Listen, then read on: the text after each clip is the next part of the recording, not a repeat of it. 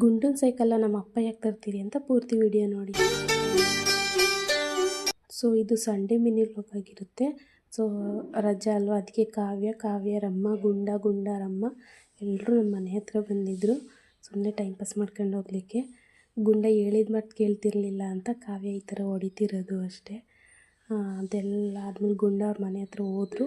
ಆಮೇಲೆ ಮತ್ತೆ ಮಧ್ಯಾಹ್ನ ಬಂದಿದ್ದ, ಅವನ ಜೊತೆ ಸ್ವಲ್ಪ ಹೊತ್ತು ಆಟ ಆಡಿಬಿಟ್ಟು ಈ ಥರ ಎತ್ತು ಅಂತ ಹೇಳ್ತಿದ್ದ. ಅದಕ್ಕೆ ಈ ಥರ ಎತ್ತಿಬಿಟ್ಟು ಆಟ ಆಡಿಸ್ತಿದ್ದೆ. ಆಟ ಆಡಿಸೆಲ್ಲ ಆದಮೇಲೆ ಊಟದ ಟೈಮ್ಗೆ ನಾನು ಕಾವ್ಯ ಎಕ್ಸ್ಚೇಂಜ್ ಮಾಡ್ಕೊಂಡು ತಿಂತಿದ್ದೀವಿ.